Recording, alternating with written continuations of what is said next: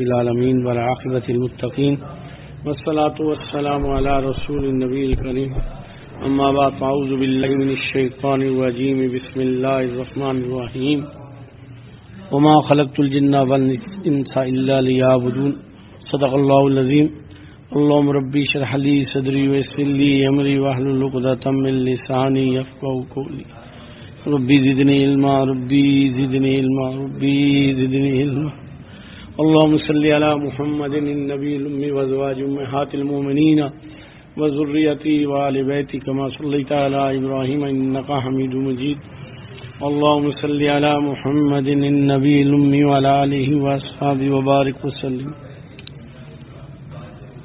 دنیا میں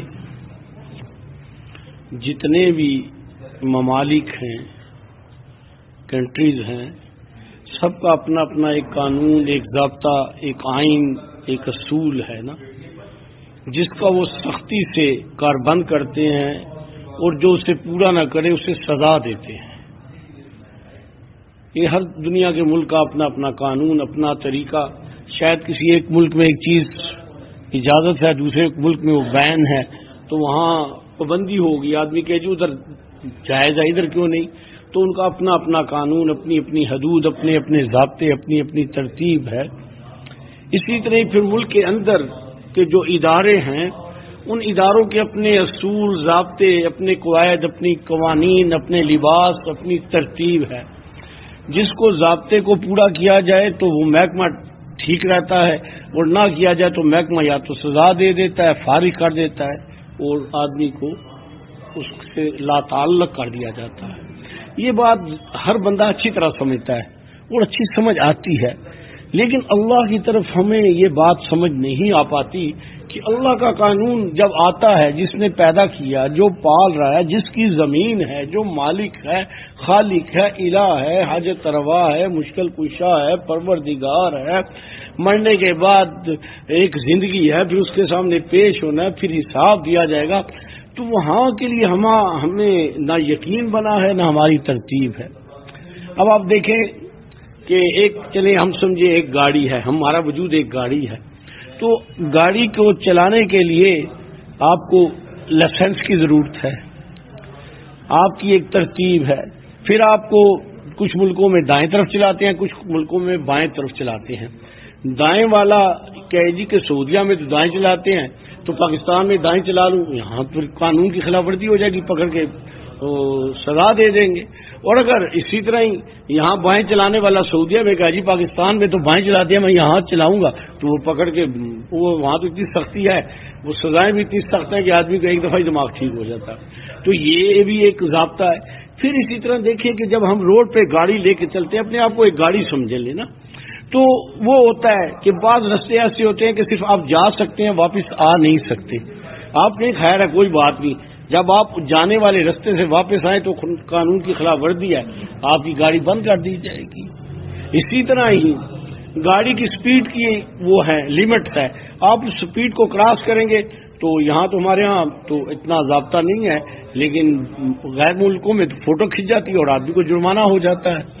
اور بعض جگہوں پہ پارکنگ نہیں ہے، آپ نے گاڑی کھڑی کی ہے تو وہ بھی فائن ہو جاتا ہے، آپ نے کیوں کھڑی کی ہے۔ اور اس کے بعد آپ کی گاڑی سے دھواں نکلتا ہے جو لوگوں کو ڈسٹرب کرتا ہے، تو آپ کو فائن ہو جاتا ہے، آپ کی گاڑی آپ روڈ پہ کیوں لے کے آئے ہیں۔ حتیٰ کہ بعض جگہوں پہ ٹائرز پہ بھی ہو جاتا ہے کہ ٹائر آپ کے معیاری نہیں ہے، تو آپ گاڑی لے کے آئے اس پہ بھی جرمانہ ہو جاتا ہے۔ اسی طرح ہی آپ سمجھے کہ بعض یہ تو ساری دنیا میں یہ کالے شیشے جو لگائے جاتے ہیں نا، جسے اندر نظر نہ آئے، یہ ایک قانونی جرم ہے جس کی وجہ سے کوئی بھی جرمانہ لگایا جا سکتا ہے۔ اسی طرح ہی کوئی آدمی چلتے ہوئے روڈ میں گاڑی کھڑی ہو جائے، یار ذرا ریسٹ کر لوں، تو اس کا چلان ہو جائے گا۔ یہ ساری باتیں گاڑی ہونے کے جیسے نا، آپ اپنی وجود کو سمجھے کہ ہماری وجود گاڑی ہے اور اللہ کا یہ نظام ہے جس میں ہم چل رہے ہیں، تو اگر وہاں قانون گاڑی کو چلنے کی اجازت نہیں دیتا تو اللہ ہمیں کیوں چلنے کی اجازت دے گا؟ ہمیں اس نے انسان بنایا، گدھا نہیں بنایا، خنزیر نہیں بنایا، مگرمچھ نہیں بنایا، کوئی سانپ ازدا نہیں بنایا، کوئی چھپکلی نہیں بنایا، چوہا نہیں بنایا، بندر نہیں بنایا، انسان بنایا ہے۔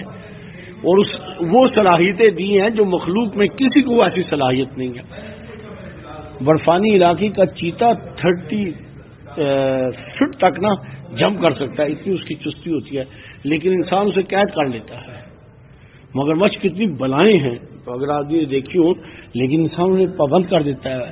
شیر اتنے اتنے بڑے شیر ہوتے ہیں، انسان کو اللہ نے اتنی فراست، اتنی قوت، اتنی ذہانت اور ایسی صلاحیتیں دی ہیں کہ یہ سارے اس نظام کو اپنی مرضی سے چلا رہا ہے، لیکن اپنی مرضی سے چلا نہیں رہا، اس کی غلط فہمی ہے. اللہ نے اس کو ایک محدود اختیار دیے ہیں. بعض دفعہ اختیار دے کے بھی اللہ جب اس کو نہ کرنا کا ارادہ ہو تو انسان کے اختیارات اور اس کے اسباب ختم ہو کے الٹ ہو جاتے ہیں. جہاز فضا میں جا رہا ہے، جاتے جاتے نیچے آ پڑتا ہے. میں بہت دفعہ سفر کیا شمالی علاقہ جات کا، تو وہاں ایک پاکٹس آتی ہیں، نہیں ہوتی، ہوا نہیں ہوتی، تو جہاز ایسے نیچے آ جاتا ہے، گزوں میں آتا ہے. بعض دفعہ بھائی آپ کا جہاز آپ کا سسٹم ہے، لیکن اللہ نے اس کے لیے ایک سہولت دیا ہے ہوا کی، ہوا نہیں ہے تو نیچے آ جائے گا. اسی طرح اور کتنی چیزیں ہیں جو اللہ پاک نے. تو بھئی اللہ جل شانہ نے ہمیں پیدا فرمایا. پیدا کرنے والا خالق کون ہے؟ اللہ. پالنے والا مالک کون ہے؟ اللہ. رزق دینے والا کون ہے؟ اللہ. زندگی دینے والا کون ہے؟ اللہ. صحت دینے والا کون ہے؟ اللہ. بیماریاں دینے والا کون ہے؟ اللہ. خوشیاں دینے والا کون ہے؟ اللہ. غم کس کی طرف سے آتے ہیں؟ اللہ. اولاد دینے والا کون ہے؟ اللہ. اور لے لے تو اللہ. زندگی کی جہاں اللہ کی طرف سے فیصلہ آ گیا، بالکل ٹھیک صحت ہے، کچھ بھی نہیں ہے، ایک بیماری بھی نہیں ہے، آدمی فوت ہو گیا. اور نہیں موت کا وقت لکھا 50 بیماریاں، آدمی فوت نہیں ہوتا. یہ حادثے، یہ ایکسیڈنٹس، یہ بیماریاں، یہ ایک ترتیب سی ہے. اللہ ان کے محتاج نہیں ہے. آدمی کا وقت تعین، ترتیب تعین ایک ہوتا ہے، اس کے مطابق آدمی چل رہا ہوتا ہے. تو بھئی ہمیں اس نے، اگر آپ اپنے وجود پہ غور کریں تنہائی میں بیٹھ کے، تو سر کے بالوں سے پاؤں کے ناخن کی صلاحیت کو دیکھیں نا، تو انسان حیران ہو جاتا ہے کہ ہم کہتے ہیں کمپیوٹر بڑا ایڈوانس ہے. 1-2 لاکھ نہیں، کروڑوں کمپیوٹر اس کا مقابلہ نہیں کر سکتے جو انسان کے اندر اللہ نے سسٹم رکھے ہوئے ہیں.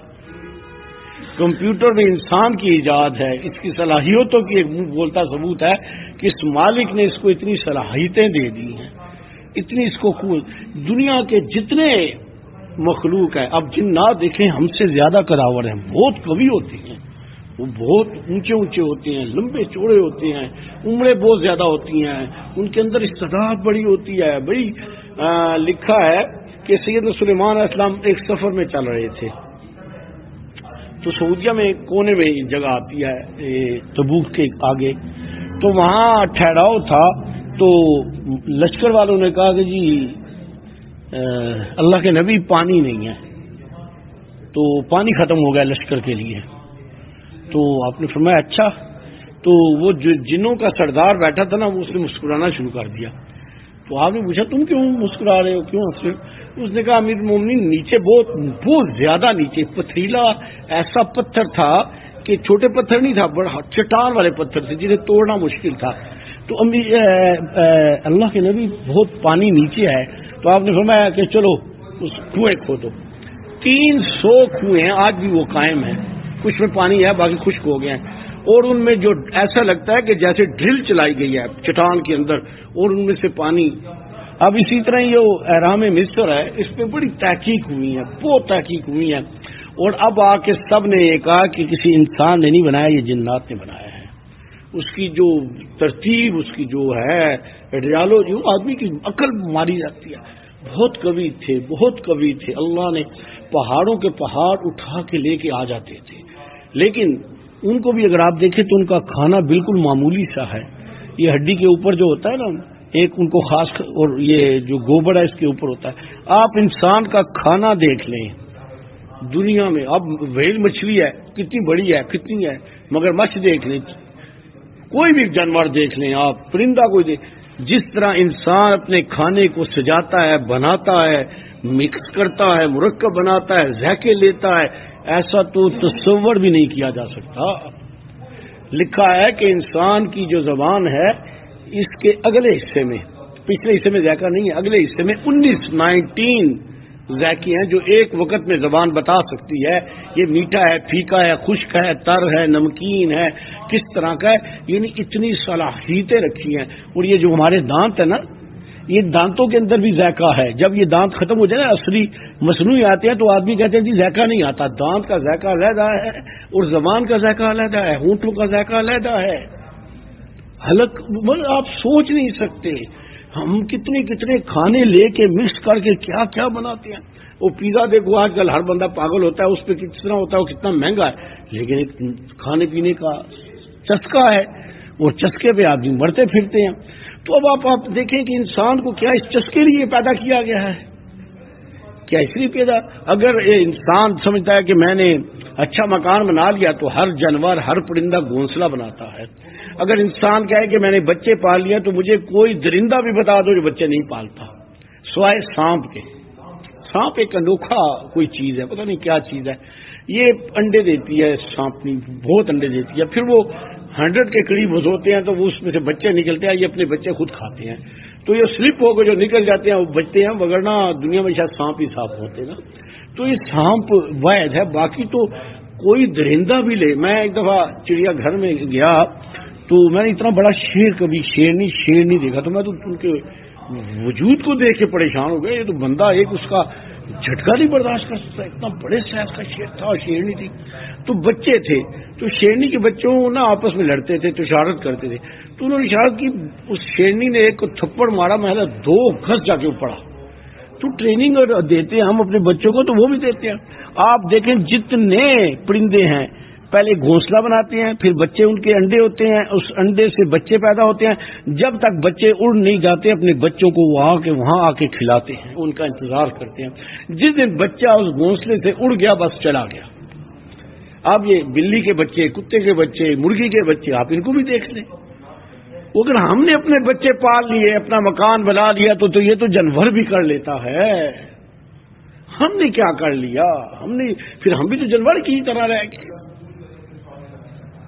یہ چیونٹی کو دیکھیں، اتنی چھوٹی معمولی ہے، اتنی معمولی ہے. اس کی سینس پہ آپ جائیں، یہ جو دانہ لیتی ہے نا، لے کے جاتی ہے تو وہ دانے میں کچھ دانے ایسے ہیں اللہ جل شانہ نے بیج کہ اگر وہ ٹوٹ جائے نا 2 حصوں میں نا تو دونوں اگ جاتے ہیں. اللہ نے اس کو اتنی سینس دیا ہے کہ وہ والے دانے کا وہ جو دانہ اگ سکتا ہے اس کے 2 ٹکڑے کرتی ہے، اور جو 2 ٹکڑے سے بھی ہو سکتا ہے اس کے 4 ٹکڑے کرتی ہے. یہ کس نے شعور دیا اس چیونٹی کو؟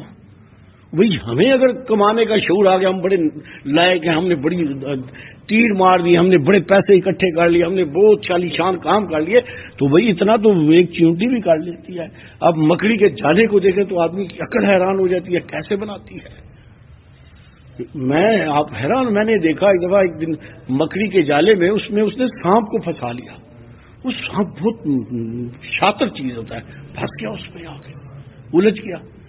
تو بھئی یہ کوئی کمال نہیں ہے جو ہم اتنی اپنی زندگی کر رہے ہیں اور اپنے گھر بنا رہے ہیں، بچے پال رہے ہیں. یہ تو جانور بھی کر رہے ہیں. آئیں دیکھیں ذرا، نکلے جنگلوں میں کیا کر رہے ہیں. آپ اندازہ لگائیں. میں دیکھ رہا تھا شہد پہ نا، ریسرچ تھا نا اس پہ، تو شہد کی مکھی کے حالات سب سے عجیب ہیں. اس کے اندر عجیب کوالٹیز ہیں. یہ جب جاتی ہے تو اس نے شہد لینا ہوتا ہے نا کس جگہ سے، تو یہ صاف جگہ سے پھول سے خوشبو اس سے لیتی ہے.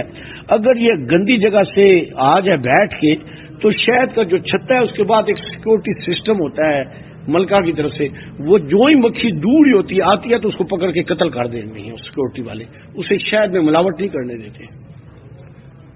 ہماری تو ہر چیز ہی ملاوٹ ہے، وہ ملاوٹ ہی نہیں کرنے دیتے اس کو.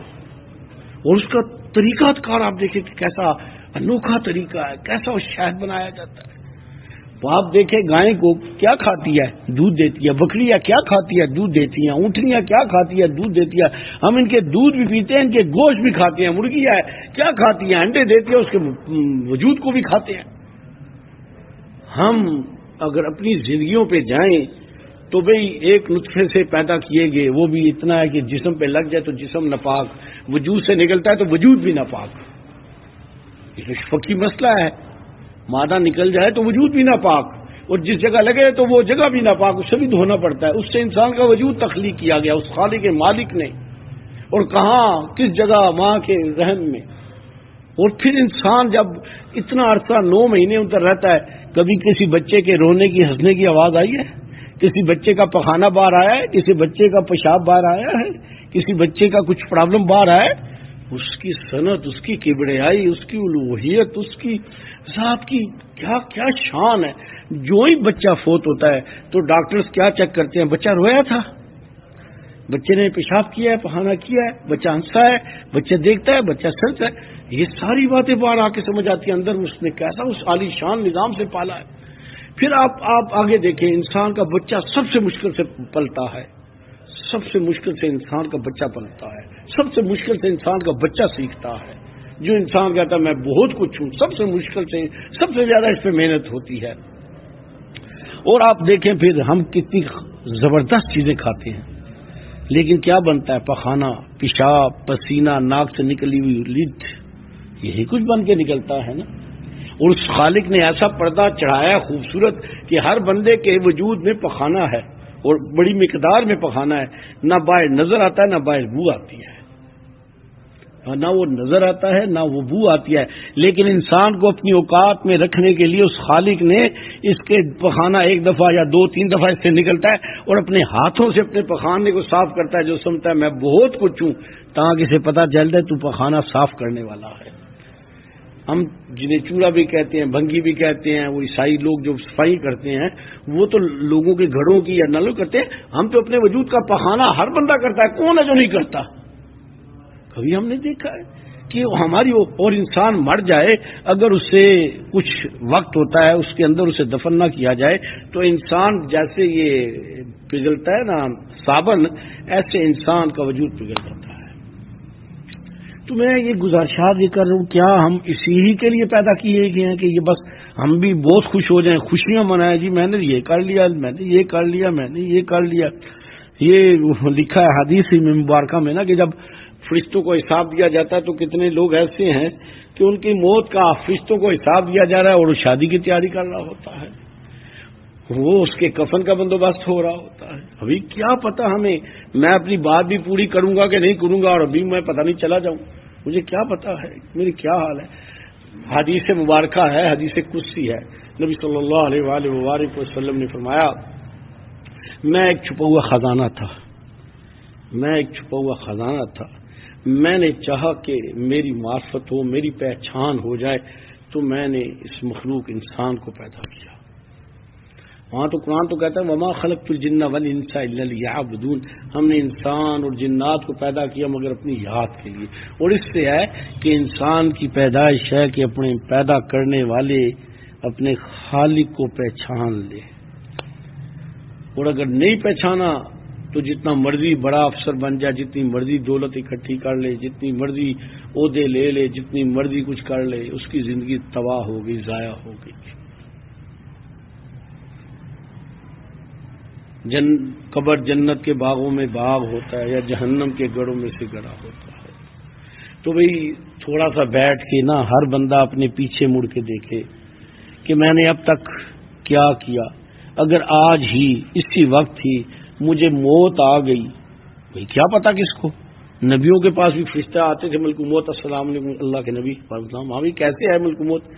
اے اللہ کے نبی آپ کا وقت آ گیا ہے. نبیوں کی بات کر رہا ہوں، سوائے رسول اللہ صلی اللہ علیہ وسلم جن سے اجازت لی ملک موت نے، اور اللہ نے فرمایا تھا کہ جا کے ان سے پوچھو، ورنہ کسی کو اجازت نہیں لی گئی، بتایا گیا بس نبیوں کو. تو بھئی مجھے کیا پتا رات بھی آنی ہے کہ نہیں آنی؟ میں ہاتھ سامنے کھانا رکھا ہے، کھانا بھی میرے مقدر میں ہے کہ نہیں؟ پانی کا ایک گھونٹ پیا، اگلا گھونٹ بھی میرے مقدر میں ہے کہ نہیں ہے؟ میں نے دیکھا خود، کتنے ہمارے محلے میں ہوا تھا، شادی ہے، بچے کی شادی، دلہن آئی تو ماں مر گئی، صبح ولیمہ تھا تو ماں کا جنازہ تھا. وہی اللہ کے سامنے کوئی کر سکتا ہے زبردستی؟ تو وہی بات یہ ہے کہ میں آپ ذرا پیچھے مڑ کے دیکھتے ہیں کہ اب تک جو زندگی گزری ہے، ابھی اگر موت آ گئی تو اللہ کا سامنا ہوگا، کیا سامنا کروں گا؟ کیا ہے میرے پاس؟ کیا ہے میرے پاس؟ چلو قبر چھوڑ دو، حشر تو آگے، وہ پہلے یہیں سے چلتے ہیں.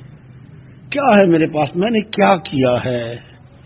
اگر میں نے بہت دولت کمائی ہے تو میری دولت تو چھوڑو، میری بیوی بھی میرے مرنے کے بعد میری نہیں رہتی ہے، اس کی مرضی ہے، جس کی مرضی بیوی بن جائے۔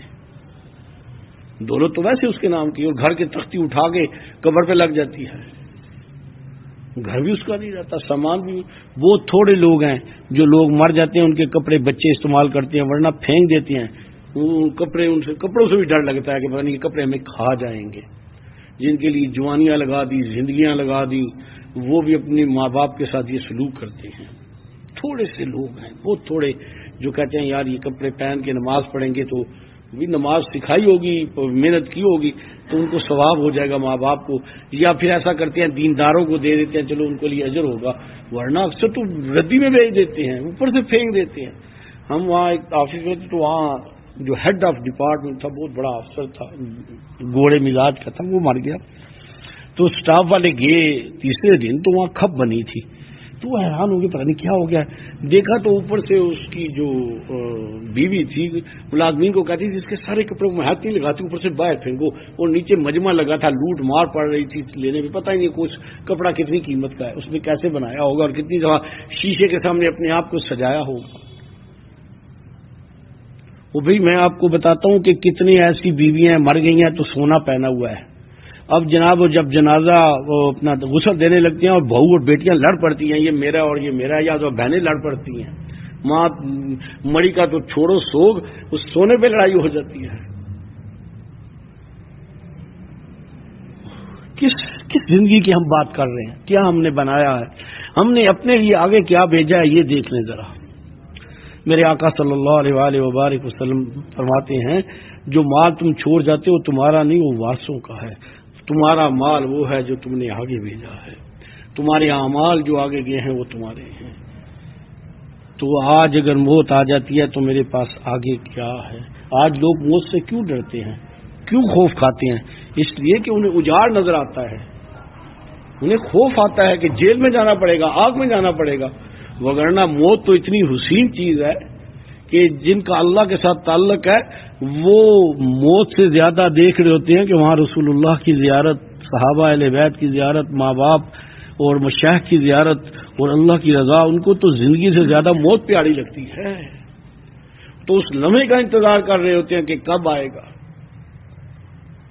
حضرت بلال رضی اللہ تعالیٰ عنہ نے نبی صلی اللہ علیہ وسلم کی دنیا سے پردہ فرمانے کے بعد نئے کپڑے نہیں پہنے، صرف دھو لیتے تھے، کپڑے نئے نہیں پہنتے تھے، سرما نہیں لگایا، تیل نہیں لگایا، تو کہیں بھی تو نہیں کرتے تھے، بس روتے رہتے تھے۔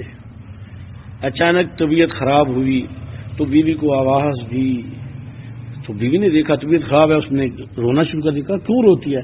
اس نے کہا ہائے موت۔ کہتے نہیں ہائے موت نہیں، کیا ہے؟ واہ موت، واہ موت، آج تو رسول اللہ کی ملاقات کا دن ہے، صحابہ سے ملوں گا، گلے لگا لگا کے ملوں گا، بڑا عرصہ ہو گیا تم سے پوچھے انہیں دیکھے ہوئے۔